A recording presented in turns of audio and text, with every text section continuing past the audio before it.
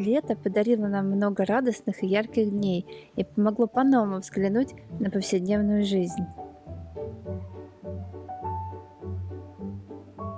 Лето наполнено всевозможными сокровищами для вдохновения в виде цветов, текстур, вкусов. Все это нити одного прекрасного полотна под названием «Лето». Именно летом мы заряжаемся энергией на весь предстоящий год, и когда придут холода, мы будем вспоминать эти теплые, радостные дни с благодарностью. Начинаю эту летнюю историю с нашего семейного события. Мы устроили такое чаепитие в саду с самодельным тортом. Готовила торт я по уже опубликованному ранее рецепту. Ссылка на рецепт коржей будет в подсказке. Но если хотите поэкспериментировать, как и я в этот раз, попробуйте сократить в нем сахар на 200 грамм. Получится нисколько не хуже того рецепта, который я предлагала в том видео. А сам крем делается проще простого. Для этого возьмите кокосовые сливки, лучше взять более густые, и взбить их с сахарной пудрой в том количестве, в котором вам хочется, чтобы была сладость. Вот и все.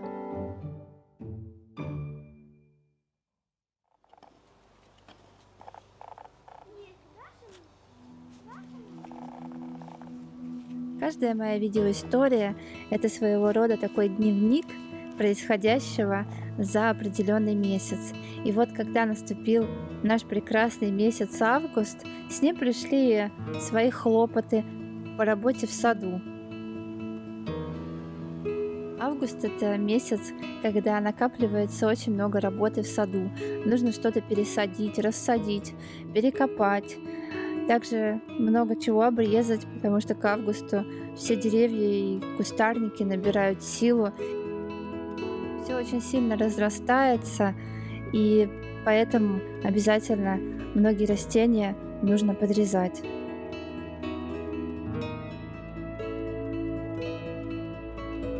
Из-за сильной продолжительной июльской жары, несвойственной нашей местности, не все цветы успешно дожили до августа, и многие просто не выдержали такой погоды.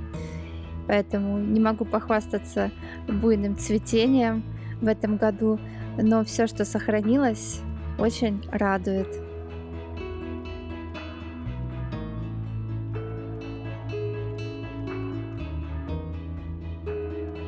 Мой сад — это больше такая дикая территория.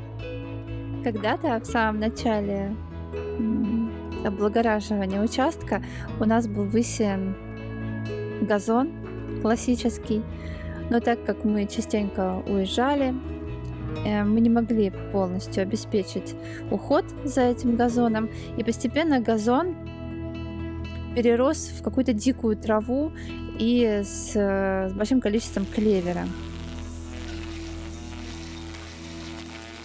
И имея опыт жизни с идеальным газоном и теперь с тем, что я имею сейчас, такими заросшими дорожками, мне очень нравится то, что у нас сейчас.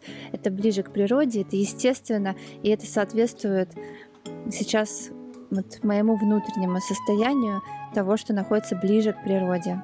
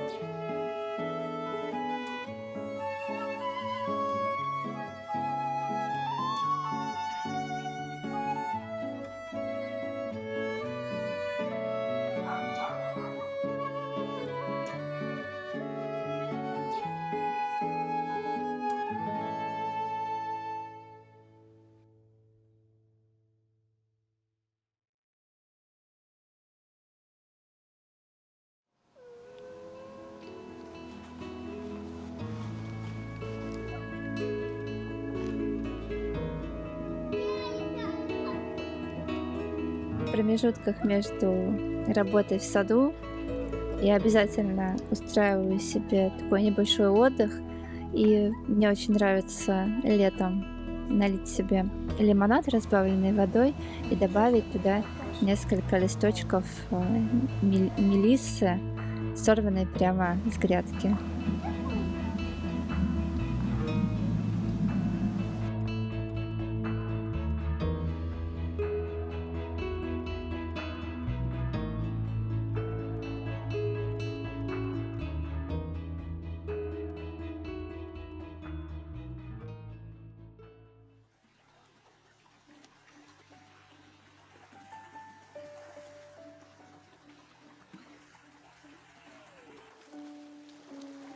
И я с большим удовольствием собирала этот небольшой сюжет о очередной поездке на дальний берег Ладожского озера, чтобы поделиться вот этой летней атмосферой, которую удалось мне снять на видео, и она теперь останется в памяти. И если мне будет грустно зимой, я смогу всегда ее пересмотреть и вспомнить, как же это было здорово.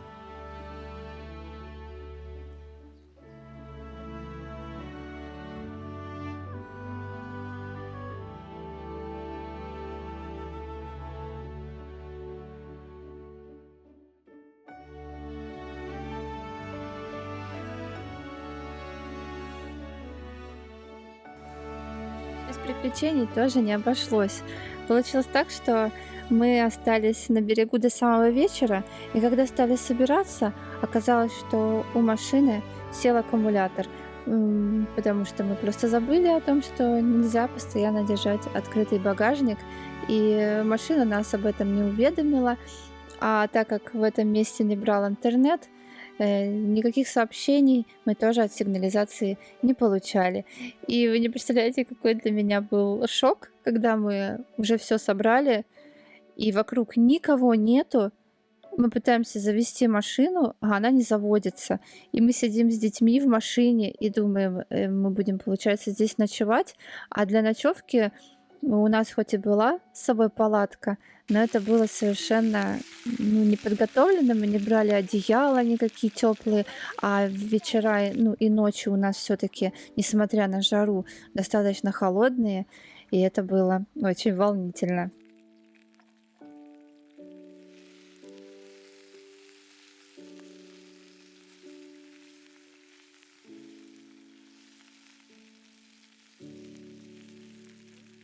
Усложнялась ситуация тем, что мы были очень далеко от дороги и от людей, которые могли бы оказаться рядом. Но так как это была такая жара, мы все-таки нашли людей, которые помогли нам завести машину и благополучно вернулись домой. И после этого муж уже приобрел такое зарядное устройство портативное, и мы были готовы всегда к тому, что если вдруг что-то и сядет, мы сможем зарядиться.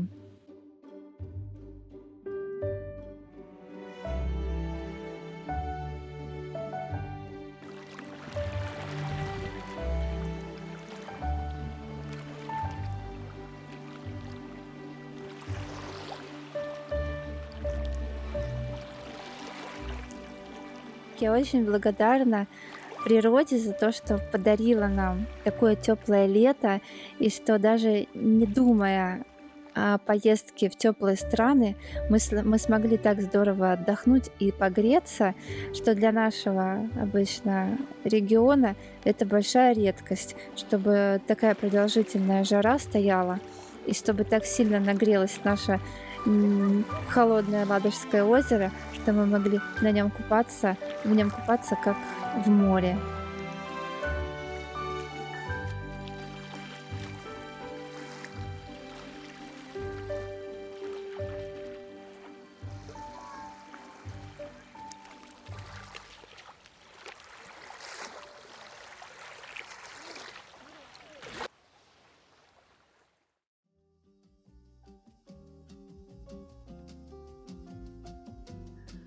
В августе Я завершила работу над буфетом, но это оказалось не самое сложное из того, что мне предстояло. А вот найти идеальное место для буфета оказалось, ох, как непросто.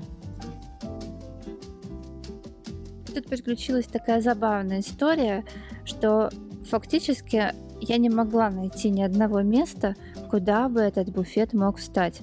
Вот вы не поверите, ни одного места просто не было.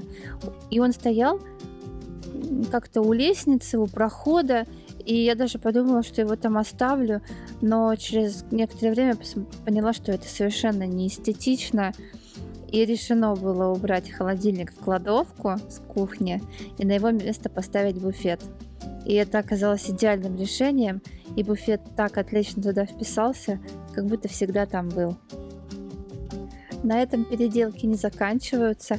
У меня еще на очереди стоит такой интересный шкаф-витрина, и я обязательно буду делиться процессом реставрации этого шкафа. И я думаю, что это будет тоже интересно и что-то получится красивое.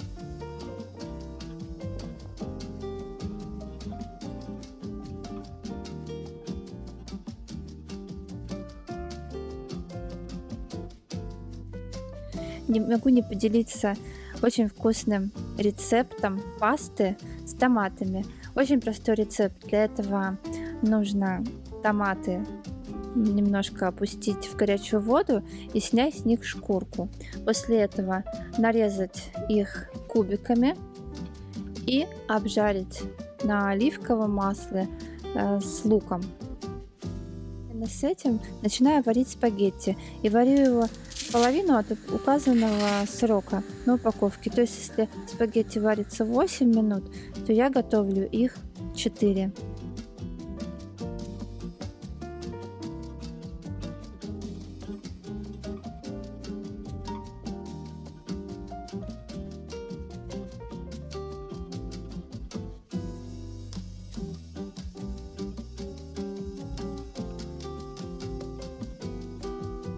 Немного притомленному, но не сильно обжаренному луку добавляю томаты, порезанные не очень мелко, не очень крупно. И уже к томатам я добавляю недоваренную пасту. Все это тщательно перемешиваю. Также добавляю туда несколько ложек сливок, у меня кокосовые сливки, специи, соль. И в конце можно добавить чеснок.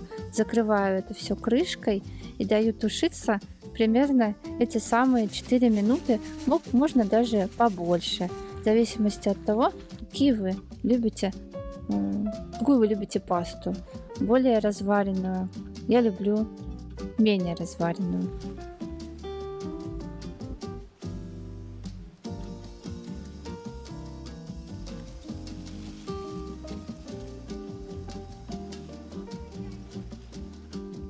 Идеально, если подавать эту пасту с базилика в собственной грядке. И моя семья очень любит эту пасту, и мы в августе готовили ее очень-очень много раз. И я прям рекомендую вам ее попробовать. Я думаю, что вам она тоже очень понравится.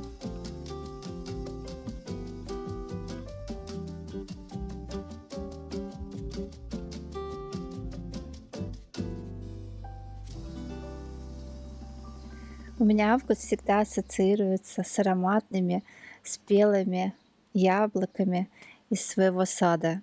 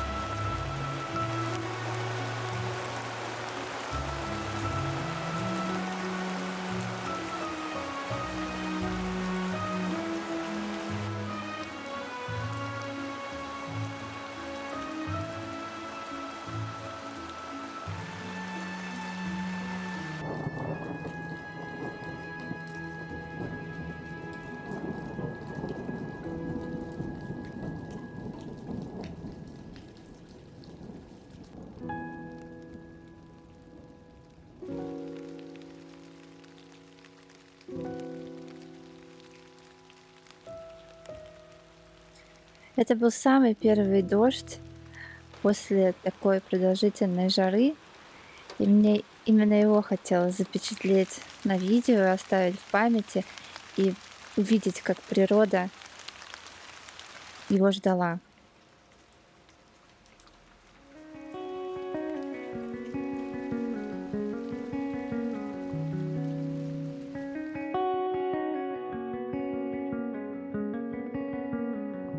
Дети очень любят и часто просят приготовить им роллы с огурцом, и я очень быстро это делаю, и они всегда с большим удовольствием все это уплетают, причем очень быстро.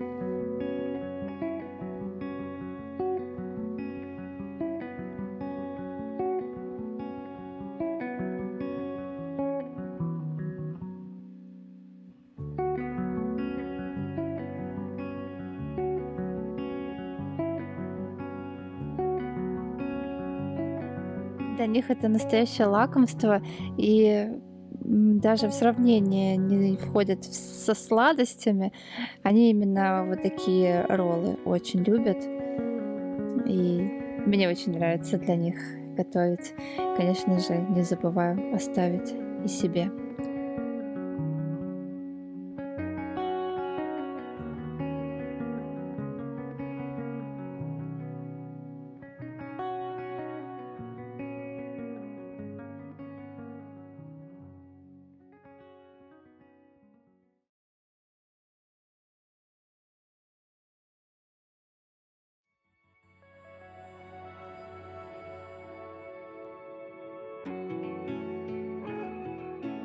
В этом месяце я приобрела разные садовые растения и такое вот прекрасное растение для дома, как пеларгония или герань, в белом и нежно-розовом оттенках.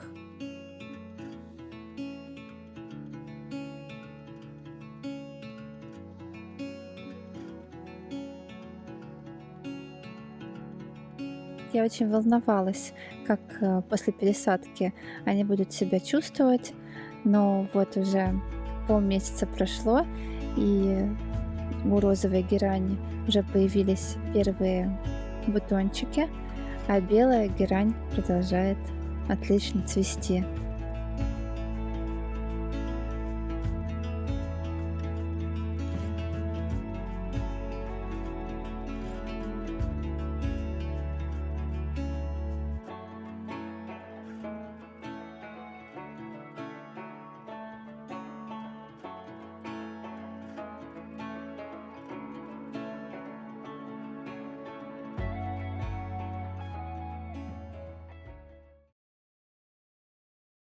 В Инстаграме я поделилась тем, как заготавливаю томаты на зиму.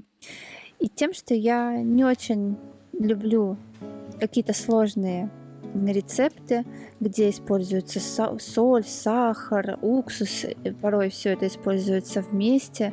И мой организм на такие смеси реагирует не очень хорошо. И вот прекрасный рецепт, чтобы сохранить свежесть томатов. Для этого нужно томаты как следует промыть банки для этих томатов, начать кипятить воду, именно кипятить. Банки я стерилизую в духовке. Банки я стерилизую при помощи духовки.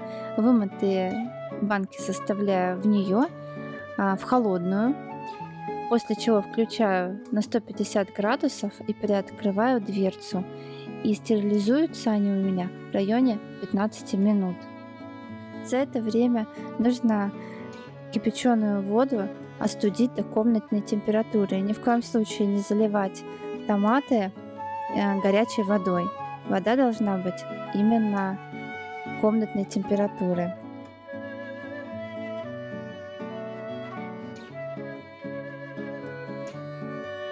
Нарезаем томаты на две половинки и вырезаем сердцевинку.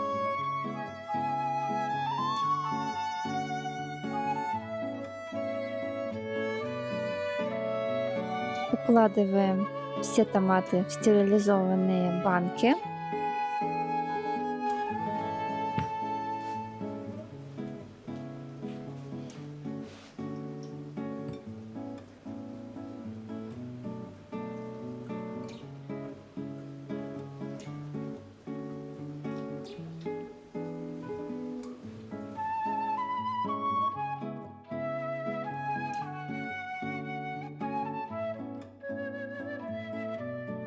Заливаем каждую баночку кипяченой, остывшей до комнатной температуры водой.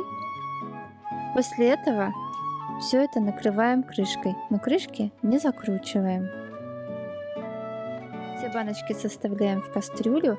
На дно кастрюли кладем какую-нибудь ненужную тряпочку или полотенце.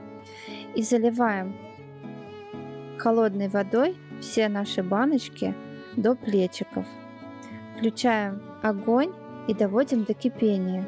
После того, как кастрюля с нашими баночками начнет кипеть, мы огонь убавляем и продолжаем держать баночки на маленьком огне еще 15 минут.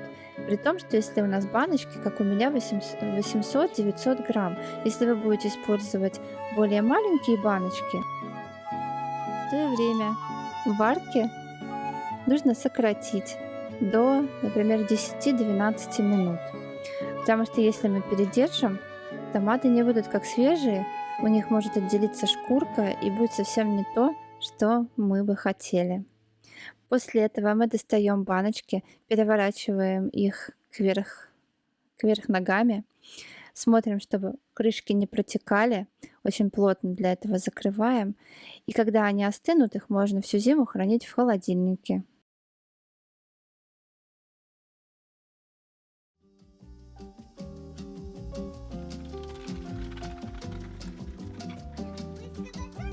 Несмотря на всю эту летнюю суету, столько разных дел, поездок, мне все же удалось дочитать книжку, которую я начала читать еще в начале лета.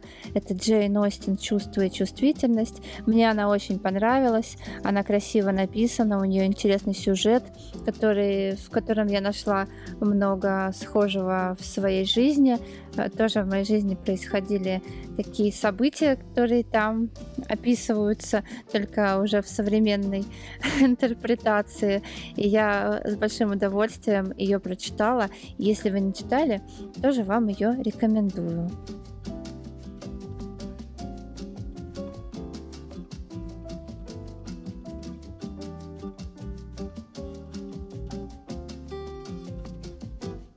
Благодарю вас за внимание к этому видео.